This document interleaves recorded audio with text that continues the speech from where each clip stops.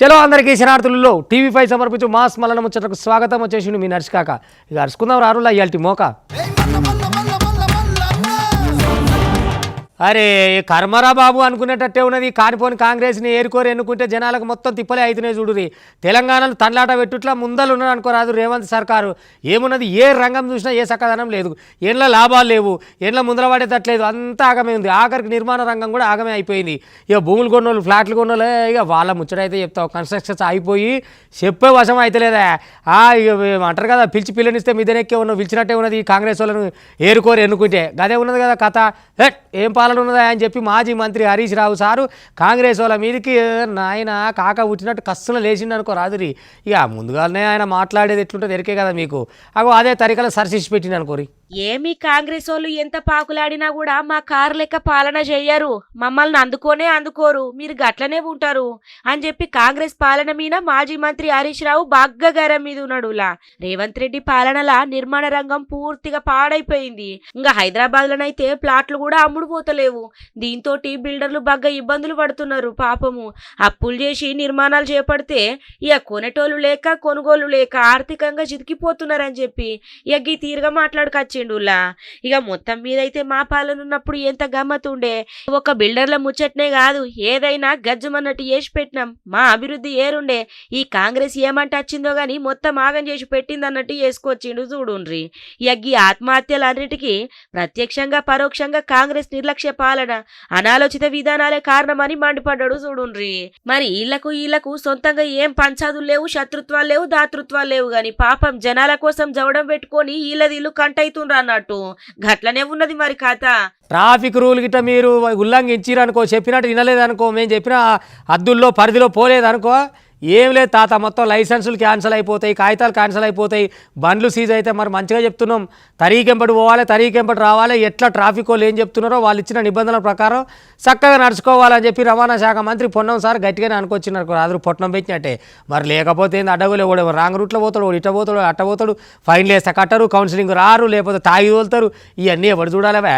Traffic ఎవరికి ఇబ్బంది కాకుండా చక్కగా పోవాలి, లేకపోతే రూల్స్ గట్టిగా అమలవుతాయి అని చెప్పి గట్టిగానే చెప్పిండు. ఇక ఒక రకంగా రోకల్ బండ అంత గట్టిగా చెప్పిన అనుకో రాదు, లేకపోతే అయితే తాత అని. మరి పొన్నం సార్ చెప్పినట్టు ఎట్లుంటుంది, పొట్టు ఉంటుంది కదా ముచ్చట. ఇక చూడుది, రోజుకు 10 గల ముచ్చట్లు వింటాం కావచ్చు. అక్కడ టక్కరైంది, ఇక్కడ టక్కరైంది, ఈడపానం పోయింది, ఆడపానం పోయిందని. అదే మనం నిమ్మలంగా నడుపుకుంటా పోతే ఇవన్నీ బాధలుంటాయా? ఈ స్పీడు తగ్గియాలా? మంచిగా ట్రాఫిక్ పోలీసులు చెప్పిన నిబంధనలు మొత్తం పాటిస్తే ఎసోంటి ప్రమాదాలు ఎందుకు జరుగుతాయి చెప్పుండ్రి. నెత్తికి హెల్మెట్ పెట్టుకోవాలా, ఈ స్పీడు తగ్గించి మెల్లగా పోవాలా, ఇక మరి యూటర్నులు తీసుకోవాలా. చెప్పిన విధంగా బండ్లు నడిపితే ఎసోంటి ఘటనలన్నా జరుగుతాయా? కానీ గవ్వన్నీ ఎందుకు ఇంటారు? ఇక ట్రాఫిక్ పోలీసు వాళ్ళు లేనిది చూస్తారు, బుర్రన బండి తీసి కొడతారు. ఇక ఇప్పుడు గట్ల కాదు, ట్రాఫిక్ రూల్స్ ఉల్లంఘిస్తే కఠిన చర్యలు తీసుకుంటామని దండిగా వార్నింగ్ ఇచ్చిండు మంత్రి పొన్నం ప్రభాకర్ సారు. రోజువారీ జరుగుతున్న యాక్సిడెంట్ల ప్రమాదాల్లో చనిపోతున్న వాళ్ళను ఒక్కరినైనా రక్షించగలిగితే మన జీవితానికి మనకు తృప్తినిచ్చేటువంటి కార్యక్రమంగా భావిస్తా ఉన్నాం. చాలా కార్యక్రమాల రోజువారీ 20 సంవత్సరాల నుంచి రాజకీయంగా అనేక కార్యక్రమాల్లో అనేక సందర్భాల్లో పాల్గొంటాం. కానీ ఇదొక ముఖ్యమైన కార్యక్రమం. నేను ఈ సందర్భంగా కూడా విజ్ఞప్తి చేస్తా ఉన్నా, గౌరవ ముఖ్యమంత్రి గారు మీ అందరికీ ప్రభుత్వం తరఫున ఒక మాట, ఈ రోజు ప్రభుత్వం చేయాల్సిన కార్యక్రమాలు చేస్తా ఉన్నాం. ఎక్కడెక్కడైతే బ్లాక్ స్పాట్స్ ఉన్నాయో, యాక్సిడెంట్ జోన్ ఏరియాస్ ఉన్నాయో వాటన్నిటిని ప్రభుత్వం తొలగించి యాక్సిడెంట్లు జరగకుండా చూసే ప్రయత్నం చేస్తా ఉంది. అంతేకాదు ఈ యొక్క రహదారి భద్రత, రోడ్డు భద్రతకు సంబంధించి తెలంగాణ ప్రభుత్వం ఒక పాఠ్యాంశంగా కూడా పెట్టే విధంగా కార్యక్రమాన్ని తీసుకుంటా ఉంది. ఎన్టీఆర్ మార్కాడ రోడ్ సేఫ్టీ అవేర్నెస్ కార్యక్రమానికి చీఫ్ గెస్ట్ గా హాజరైన ఆయన ఇక జెండా ఊపి వాకతాను సురు చేసిండులా. ఇక అవగాహన కల్పించినాకట కూడా ట్రాఫిక్ రూల్స్ పాటించకపోతే ఇక ఏ చర్యలు తీసుకోవాలనో గవి మేము తీసుకుంటాం, కఠిన నిర్ణయాలు తీసుకుంటామని దండిగా హెచ్చరించిండు. అవసరమైతే లైసెన్సును బ్లాక్ లిస్ట్ లో పెడతారట. అన్ని జిల్లాలల్లా రోడ్డు సేఫ్టీ అవగాహన కార్యక్రమాలు చేపడతామని మంత్రి సార్ చెప్పుకొస్తున్నాడు. ఇక ఇప్పటికన్నా జర భద్రంగా ఉంటే మంచిది, ఇక లేకపోతే లైసెన్స్ బ్లాక్ చేసుకొని ఈ బండ్లు నడపకుంటూ ఇంట్లుండ్రిగా. శాతగానోడు సెట్ ఎక్కితే ఆయమన్నోడు ఆగులవన్నాడట. గట్టనే ఉన్నది కాంగ్రెస్ పాలన చూడబోతే. ఏడున్నదివా నీ నీ కనీసం రేషన్ కార్డులు ఇచ్చిన తరీక లేదా? ఏం రాష్ట్రం వెళ్తురు, ఏం రాజ్యం వెళ్తురు, ఏం ఫాయిదా మీతోటి, మీ పాలనతోటి అని చెప్పని గట్టిగా అనుకోవచ్చుండు మాజీ మంత్రి కేటీఆర్. ఇక అసలుకే ఇప్పుడు కాంగ్రెస్ అంటే ఇక పచ్చగడ్డేసే బగ్గు అంటది కదా, అంత ఫైరింగ్లు ఉన్నాడు ఊకుంటాడా? సరిపోని జదీష్ పారేసిండు అనుకో రాదిరి. ఇక మరి కాంగ్రెస్ కాకలు రేపు దేనికి తయారుంటారో తెలియదు. మళ్ళీ కౌంటర్కు మళ్ళీ ఈయన అన్నాడంటే ఆయన అనాలే కదా. వీళ్ళు వాళ్ళు అనుకునే పని, మన పని ఏంది? ఇట్లా చూస్తుండాలి వాళ్ళు అంటుంటే, అది మన పని. ఇక వేసి నూరిని అనుకో రాదు, సాండ్రాయి మీద కత్తి నూరినట్టు డైలాగులు అంటే డైలాగులు కొట్టిసి పెట్టిన కాంగ్రెస్ వాళ్ళ మీదకి ఏమి లేకుండా పొట్టు చూడు కావాలంటే. అయ్యో, రాష్ట్ర ఆర్థిక పరిస్థితి మొత్తం ఆగం చేసి పెట్టింది కదా ఈ రేవంత్ రెడ్డి సర్కారు. చిన్నభిన్నం చేసి పెట్టింది ఏడికాడ. ఏమి లేదు వీళ్ళతోటి, అయింది లేదు పోయింది లేదు, కానీ మాటలు మాత్రం మస్తుగా మాట్లాడతారని మాజీ మంత్రి కేటీఆర్ గీ తీరుగా మాట్లాడుకోవచ్చిండులా. ఇవాళ ఉన్న ప్రభుత్వానికి తెలిసి వస్తున్నది. 420 హామీలు ఇచ్చారు, ఒకటి కాదు రెండు కాదు. ఇది ఇస్తాం అది ఇస్తాం. కేసీఆర్ గారు 498 పథకాలు పెట్టిండు కాబట్టి, పుట్టుకల నుంచి సాగు దాకా అన్ని చూసుకున్నాడు కాబట్టి, మేము అంతకంటే ఎక్కువ చేయాలన్న తాపత్రయంలో 420 హామీలు ఇచ్చారు. ఇస్తే ఏమైంది? ఇప్పుడు అధికారం వచ్చింది కానీ నడపస్తలేదు. ఈ అడు చూస్తాను ఇటు చూస్తాను, ఒకటే పని చేస్తాను. ఎవరి కౌంటర్ వాళ్ళు తెరిచిన సంపుడు చంపుతున్నారు. టకీ పడతాయి అన్నాడు, పడుతున్నాయి టకీ ఎడ పడుతున్నాయి, ఢిల్లీలో పడుతున్నాయి పైసలు. ఇక ఇప్పటికే ముగిసిన పురపాలక పదవి కాలం చైర్మన్లు వైస్ చైర్మన్లతోటి ఆయన సమావేశం అయ్యిండు. ఇక గక్కనే ఈ మాటలన్నీ మాట్లాడిండు అన్నట్టు. రేషన్ కార్డులు కూడా ఇయ్యలేని స్థితిలో రేవంత్ సర్కార్ ఉన్నదని చెప్పి బాగానే మాట్లాడుకొచ్చిండు. గాని మరి 10 ఏళ్ళు మీరుండి ఏం చేసిండ్రు సారు అని పబ్లిక్ అంటున్న మాటనులా. కానీ కాంగ్రెస్ వాళ్ళు నడుగురు ఇప్పుడు ఒక్క రేషన్ కార్డు ఇవ్వలే టీఆర్ఎస్ ప్రభుత్వం అంటారు. అది ఇచ్చిన నాయన సంవత్సరాల వారి లెక్క ఇది ఉందంటే వినలే. అందుకే నేను మొన్న ఏం చేసిన, బట్టి విక్రమార్క గారు పాపం డిప్యూటీ సీఎం, ఆయన ఆనాడు ఎమ్మెల్యే ఉన్నప్పుడు మధిర నియోజకవర్గంలో అక్కడ మన జిల్లా పరిషత్ చైర్మన్ కమల్ రాజ్ గారు ఆయన కలిసి ఇద్దరు రేషన్ కార్డుల పంపిణీలో పాల్గొన్న కార్యక్రమాన్ని ఆయననే పెట్టిండు ఆయన సోషల్ మీడియాలో. దాన్ని తీసుకొని నేను రిలీజ్ చేసిన. ఇయ్యలేదంటావు, మరి అవద్దం నువ్వు చెప్తున్నావా మేం చెప్తున్నావా? ఇక మరి మొన్ననే ఏర్పడ్డ ఈ సర్కార్ మీద బాగా మాట్లాడుతున్నారు. 10 ఏళ్ళున్న మీ కారు సర్కార్ ఏం చేసింది, ఎంతమందికి రేషన్ కార్డులు ఇచ్చింది, ఎంతమందికి రేషన్ బియ్యం ఇచ్చిండ్రు, ఎంతమందికి బువ్వ పెట్టిండ్రు అని చెప్పి పబ్లిక్ కత్తున్న మాటనులా. ఇక కాంగ్రెస్ సర్కార్లా 400 మందికి మీదనే ఆత్మహత్య చేసుకున్నారని చెప్పి కేటీఆర్ మాట్లాడుకొచ్చిండు. మంచిగా పాలిచ్చి ఆవు విడిచిపెట్టి తనే దున్నపోతుంది తెచ్చుకున్నాం, ఏం చేయాలి అని. మరి ఏం చేయాలి, నేనేం చేయాలి, నువ్వేం చేయాలి, ఇంకో 4 ఏళ్ళు అనుభవించాలి, తప్పది అని చెప్పిన. వాళ్ళు అందరూ బాధపడతా ఉన్నారు. ఒకరు కాదు, రాష్ట్రంలో రైతులు, పెద్ద మనుషులు 4000 పెన్షన్ అంటే మోసపోయినారు. ఆడబిడ్డలు తులం బంగారం అంటే కొద్ది సెంటిమెంట్ వర్కౌట్ అయింది. ఫ్రీ బస్సు, తులం బంగారము, ప్రతి కోడలికి 2500, అత్తగా 4000 వరకు కొద్ది ఎక్కడో ఆశ పుట్టింది. ఏమో కేసీఆర్ 10 ఏళ్ళు ఇచ్చినాం కదా, వీళ్ళకి కూడా ఒక తాపిచ్చి చూద్దాం ఏమైతుంది అనుకున్నారు. ఇక కేసీఆర్ హయాంలోనే మున్సిపాలిటీల అభివృద్ధి జరిగింది. ఇక ఇప్పుడు ఏది లేదు. ఇంకా ఏ వార్డు ఎట్లా అభివృద్ధి అయిందో కాంగ్రెస్ నేతలు తెలుసుకోవాలా. ప్రణాళికబద్ధంగా అభివృద్ధి చేస్తే అద్భుతాలు సృష్టించవచ్చని. గతంలో అవార్డులన్నీ తెలంగాణకే వచ్చినాయని చెప్పి కేటీఆర్ మాట్లాడుకొచ్చిండులా. ఇక మరి అప్పుడు అవార్డులు వస్తే మరి ఇప్పుడేమైంది సారు? ఇక అప్పుడున్నంత మంచిగా ఇప్పుడు లేదని బాగానే మాట్లాడుకొస్తున్నారు. 10 ఏళ్ళ ఎంతమంది చచ్చిపోలేరు, ఎంతమంది ఆత్మహత్యలు చేసుకోలేరు అని మరి పబ్లిక్ అని కత్తున్న మాటనుల్లా. పుష్ప సినిమా బాగానే ఫాలో అవుతున్నట్టు వీళ్ళు. అందుకనే మంచిగానే ఆడ హీరో ఎట్లా స్మగ్లింగ్ ఎట్లా చేయాలి, చూపిస్తాడు కదా.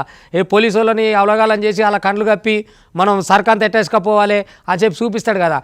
అదే ఫార్ములాని ఫాలో అయినట్టు గిడ. పైన పటారం, లోన లోటారం, మీదంగా కూరగాయలు, కిందంగా గంజాయి. ఈ గంజాయితో ఎంజాయ్ చేసే బాచి కోసం దందా చేస్తున్నారు అన్నట్టు. మరి పోలీసు వాళ్ళు ఎట్లా పట్టిరో కానీ పట్టిరులా, మొత్తానికి పట్టి దొరకబట్టి సరుకు అంతా అరెస్ట్ చేసేసిరు. పాపం ఇది చూసిన గంజాయి బ్యాచ్కి ఎంత ఏడుపు వచ్చిందో, అబ్బా గంత సరుకు పట్టి వాయరా అని. కానీ తెలివిట్లున్న చూడుర్రి, మీదంగా కూరగాయలు, కిందంగా గంజాయి అంటే దందా జోరుగానే అవుతున్నట్టుంది. మరి ఈ లెక్కలే ఇంకెన్ని ప్లాన్లు వేసిరో ఎట్టటి సంగతో. పోలీసు వాళ్ళకు ఉన్నది సేమ వీళ్ళతోటి. గింత ఏం దందలు రాయనా మీ దందలు బొందలు పోను. ఈ అడమైన దందలు చేయకుంటే ఏదైనా కాయకష్టం చేసుకొని బತ್ತೆ కాదా ఈ గంజాయి మీద మనబోయ. ఈడల్లా ఇదే అవుతుంది. సేమ్ పుష్ప సినిమాలు ఉన్నట్లే గంజాయి స్మగ్లర్ల ట్రిక్కులు కూడా గట్లనే ఉన్నాయులా. పోలీసుల కండ్లు కప్పే ప్రయత్నం చేసి అడ్డంగా బుక్ అయ్యిండ్రు. స్మగ్లింగ్ ముఠాని పట్టుకొని లోపటేసిండ్రు పోలీసోళ్ళు కూడా. అయితే బొలేరా బండి నిండా టమాటలు, ఇంకిన్ని కూరగాయలు. చూసిన ఎవ్వలకైనా కూడా కూరగాయల ట్రాన్స్పోర్టే అనుకుంటారులా. కానీ అక్కడనే ఉన్నది అసలు కథ. పుష్ప సీన్ను కాపీ చేసి బొలెరేలా ప్రత్యేక క్యాబిన్ ఏర్పాటు చేసిండ్రు. ఎవ్వలకు అనుమాటం రాకుండా పిలాన్ కూడా వేసిర్రు గట్టిగానే. కానీ పోలీసోళ్ళ డేగ కండ్ల నిఘా నుంచి వెళ్ళి తప్పించుకోలేకపోయినరులా. అడ్డంగా బుక్ అయినరు. 7 కటకటల పడి ఊచల్లెక్క పెడుతుండ్రు. అలా ఒక మెగా వెహికల్ చెకింగ్ లో ఒక ఇంపార్టెంట్ డ్రగ్ పెడ్లర్ గ్యాంగ్ ని పట్టుకోవడం జరిగింది. ఈ గ్యాంగ్ లీడర్ వికాస్ కుమార్ ఒరిస్సా చెందిన పెడ్లర్ గంజాయి స్మగ్లింగ్ చేస్తుంటారు. ఒక 300 కేజీస్ గాంజాను మహారాష్ట్ర తీసుకెళ్ళి అక్కడ 300 కేజీస్ అక్కడ డిస్పోజ్ చేసిన తర్వాత ఒక 32 కేజీస్ మళ్ళీ పట్టణచూరు ఏరియాలో డిస్పోజ్ చేయడానికి తిరిగి వచ్చే క్రమంలో వెహికల్ చెకింగ్లో విత్ గాంజాతో పాటు 4 పట్టుబడడం జరిగింది. 2 వెహికల్ యూజ్ చేస్తుంది. ఒక వెహికల్ పైలట్ వెహికల్గా యూజ్ చేస్తుంది బొలెరో వెహికల్. ఒక 10 కిలోమీటర్స్ బిఫోర్ పోలీస్ చెకింగ్ చేసుకుంటూ పోతుంది. 2వ వెహికల్లో మెటీరియల్తో పాటు 2వ వెహికల్ వస్తుంటుంది. ఆ వెహికల్ని ఒక సపరేట్ బొలెరో వెహికల్ని మాడిఫై చేసి లోపల గంజా టమాటా బాక్సెస్ పెట్టి పైన లోపల కనపకుండా గంజాయి బాక్సెస్ ఈ మెటీరియల్ స్మగ్లింగ్ చేస్తున్నారు. ఒరిస్సాకు చెందిన బికాస్ కుమార్ ధని మాఫియా డానట. గంజాయి సాగు చేసి పక్క రాష్ట్రాలకు తరలిస్తా ఉంటాడటనులా. ఈయనతోటి కొంతమంది చేతులు కలిపిన్రులా. గిట్ల 3 విద్యార్థులు కూడా ఉన్నారు. మొత్తానికైతే ఇక వీళ్ళ ముచ్చట ఎట్లుంటదంటే వీళ్ళు పక్కా ప్లానింగ్ తోటి గంజాయి స్మగ్లింగ్ చేస్తాండ్రు. 5 నుంచి 10 కిలోమీటర్ల ముందుగల ఓ బొలేరా బండి పైలట్ గా ఉంటదన్నట్టు. అటెన్క షిక్కి గంజాయి లోడున్న బొలేరా బండి పోతుంది. ఇక గిదిని ఇంకో బండి ఫాలో చేస్తుంది. ఒడిస్సా నుంచి గ్యాంగు మహారాష్ట్రకు గంజాయి తరలిత్తదన్నట్టు. గక్కడ 300 కిలోల గంజాయిని ఇక అక్కడి స్మగ్లర్లకు అప్పగించిండ్రు. ఇంకో 32 కిలోల గంజాయిని పటాన్చెరులో అప్పగించేందుకు రాగా సంగారెడ్డి జిల్లా కంకోల్ టోల్ ప్లాజా కాడ పోలీసులు పట్టుకున్నారు. పక్కా సమాచారం తోటి తనిఖీ చేయంగా రహస్య క్యాబిన్ గుట్టురట్టయింది. 3 బండ్లను సీజ్ చేసి గంజాయిని పట్టుకున్నారులా. 7గురిని అరెస్ట్ చేయంగా ఇంకో 2 పరార్లు ఉన్నారట మోతేవార్లు. పేరుకేమో దేశ రాజధాని. ఆడిపోతే అంతా కావాల్సినంత కాలుష్యం మనకు మంచిగా శరీరాలకు అంటుతుంది, పేయిలకు అంటుతుంది, ఇళ్ళకి వస్తుంది, ఇక ఇంటి ముంగలకు వస్తుంది. నగరం అంతా నానబెట్టి ఇక ఊపుతుంది అనుకో రాదురి కాలుష్యం. మరి ఢిల్లీని కాలుష్యం బారి నుంచి ఎవరు బయట వేయాలో తెలుస్తలేదు. కానీ అబ్బాబ్బా ఏమి గాలి కాలుష్యం, ఏం మంచు, ఏం కథ. నగరం అంతా అట్టుడుకుతున్నది ఆరోగ్యం బాగలేక. మళ్ళీ పేరు చూడబోతే దేశ రాజధాని. దేశ రాజధానిలోకి ఇంత కాలుష్యం ఉంటే ఎట్టనా? మరి చుట్టుపట్టు కంపెనీల లెక్కనా? మరి సర్కారులో లాపర్వనా? మరి ఎట్లా ఏం సంగతి? అయంకాల పోయిన వాళ్ళు మూతికి మాస్కులు పెట్టుకొని చేతులకు గ్లౌజులు వేసుకొని పైలంగా ఉండురి. ఎందుకంటే ఈనిచలి పనివాడి ఆడిపోతాం కదా. ఈడికెళ్ళి ఆరోగ్యంగా పోయి ఆడికెళ్ళి అనారోగ్యంగా వచ్చుడు అనేది ఎంత దిమాగ్ ఖరాబో అవో గట్టుంటుంది. ఢిల్లీ నగరం అట్లా అయింది. కావాలంటే చూడు. అయ్యో దేశ రాజధాని ఢిల్లీ వాసులను గాలి కాలుష్యం ఉక్కిరి బిక్కిరి చేస్తున్నదనే చెప్పాల. జనాలు ఊపిరి పీల్చుకునే తందుకే మస్తుగా ఇబ్బందులు పడతాండ్రు. ఇక కొన్ని జాగాలలోనైతే గాలి నాణ్యత సూచిక డేంజర్ లెవెల్ కు చేరుకున్నదనే చెప్పాలా. ఇంకింత పెరుగుతున్నది కానీ తగ్గే ముఖం అయితే పడతలేదులా.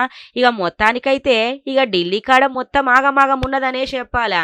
ఇక మరి ఇప్పుడు బాధపడి ఏం లాభం చెప్పుండ్రి. ప్రకృతిని మనం రక్షిస్తేనే పనిని ప్రకృతి రక్షిస్తుంది. ఇక అంతేగాని ఇప్పుడు పెరుగుతుందని బాధపడితే ఏమత్తదుల్లా. ఇక తేప పోయేద్దాం పాని రాడుదాకా. ఎక్కడి కాలుష్యము ఎక్కడి కథ. ఈ దిక్కుమల్ల కాలుష్యం పొగతోటి జనాలైతే దిక్కుమల్ల రోగాల పడుతున్నారు. ఇక మరి ఏం చేస్తారు? అక్కడ ఉన్నదే కాలుష్యమాయే. కాలుష్యాన్నే పీల్చుకున్నాడాయే. ఇక కాలుష్యాన్ని పీల్చుకున్నాక శరీరం మొత్తం కాలుష్యం ఉండకపోతే మంచి గాలి ఉంటుందా అనుల్లా? ఈ గాలి కాలుష్యం చేయంగా మొత్తానికైతే అక్కడ ఉన్న జనాలు మస్తుగా ఇబ్బందులు పడుతున్నారు. ఏంది దేశ రాజధానికి గిసొంటి గతి పట్టుడేంది?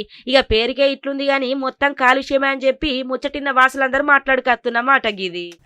ఏమున్నది? ఉత్తరప్రదేశ్, మధ్యప్రదేశ్, పంజాబు, అస్సాము, ఒడిస్సా, ఆంధ్రప్రదేశ్, తెలంగాణ ఈడికెళ్ళి ఆడికెళ్ళి ఎక్కడెక్కడికి వెళ్ళి అన్ని రాష్ట్రాలకు వెళ్ళి జనము మెస్రం జాతీయులు చేసే నాగోబా జాతరను చూస్తేందుకు తరలి వచ్చిరనుకో రాదురి. ఇక జాతర అంటే మామూలు జాతర ఉంటుంది. జాతర వెళ్ళిపోదామే జాతరో జాతర. కొన్ని రోజుల పాటు తాగుతుంది. ప్రకృతిలో ఉండేదా. ఇక వాళ్ళు తరాల నుంచి చేసుకొస్తున్న పండుగ కదా. చెట్లను గుట్టను నీళ్లను అందరినీ పూజించుకొని ఎంత పవిత్రంగా జరుగుతుంది జాతర. ఇక మనం కూడా ఒక పరి నాగోబా జాతర చూసి వస్తే బాగుంటుంది. అందులో మళ్ళీ మీకు కిరాయిలే కూడా చూపిస్తాను నేను. ఎందుకంటే నన్ను ఫాలో కాలి. జాతర అంతా మన కళ్ళ ముందలే ఉంటుంది. ఈడికెళ్ళి ఇట్లా మొక్కుకుందాం నాగోబా దేవుణ్ణి. రారిపోదాం. ఇక నాగోబా జాతర గురించి తెల్వనోళ్ళు ఎవ్వరు కూడా ఉండరు. ఈ జాతర సురైందంటే చాలు నలుదిక్కుల కాంచెల్లి భక్తులు తండోపతండాలు కత్తారు. ఆదిలాబాదు జిల్లా ఇంద్రవెల్లి మండలము కేస్లాపూర్ కాడ జరుగుతున్న నాగోబా జాతరకు పెద్ద ఎత్తున భక్తులు తరలత్తున్నారులా. తెలుగు రాష్ట్రాలతో పాటు మహారాష్ట్ర, ఒడిశా, మధ్యప్రదేశ్ రాష్ట్రాల కాంచెల్లి గిరిజనులు నాగోబాను దర్శించుకుంటాండ్రు. మిశ్రం వంశానికి చెందిన గిరిజనులు పూజలు చేస్తాండ్రు. ఇక ఈ ముచ్చట మీదకెళ్ళి అధికారులు కూడా పెద్ద ఎత్తునే భారీగా ఏర్పాట్లు చేసి అనుకోరాదుర్రి. కేస్లాపూర్ ఊరులో నాగోబా గుడిలో మహాపూజ ప్రోగ్రామ్ జరిగింది. పోలీస్ తరఫు నుంచి కూడా మేము కాంప్రహెన్సివ్ బందోబస్తు ప్లాన్ చేశాము. టోటల్ మొత్తం 500 మంది పోలీస్ సిబ్బంది కూడా డిప్లాయ్మెంట్ బందోబస్తులో జరిగింది. ఇక్కడ రకరకాల సెక్టర్స్లో మేము డివైడ్ చేశాము. భక్తుల భద్రత కోసం మొత్తం అరేంజ్మెంట్స్ మేము చేశాము. దీంట్లో సీసీటీవీ సర్వేలెన్స్ కూడా మేము నిఘా చేస్తున్నాము. Total around 100 cameras have been deployed. ఇది కాకుండా డ్రోన్ సర్వేలెన్స్ కూడా చేస్తున్నాము. ఇక గిరిజనులు అత్యంత వైభవంగా జరుపుకునే ఈ నాగోబా జాతరకు గిరిజనులే కాకుండా గిరిజనేతరులు కూడా తరలత్తాండ్రు అనుకోరాదుర్రి. జాతరల భాగంగా వెలిసిన వివిధ దుకాణాలు కొనుగోలుదారులతోటి కిటకిటలాడుతున్నది. కాలువెట్ట సందు లేకుండా సందడిగున్నదుల్ల కేస్లాపూర్ అంతా. ఎసొంటి అవాంఛనీయ ఘటనలు జరగకుండా పోలీసోళ్ళు కూడా కట్టదిట్టమైన బందోబస్తుని ఏర్పాటు చేసిర్రు. ఇక డ్రోను కెమెరాలు 100 సీసీ కెమెరాలతోటి పటిష్టమైన నిఘా ఉంచిండ్రు అనుకోరాదుర్రి. ఇక గివన్నట్టు వాళ్ళ టీవీ5 సమర్పించే మాస్ మల్లన్న ముచ్చట్లు చూస్తూనే ఉంటుంది. మళ్ళీ రేపు ఇది వరదాకా మీ టీవీ5 ఇగుంటా.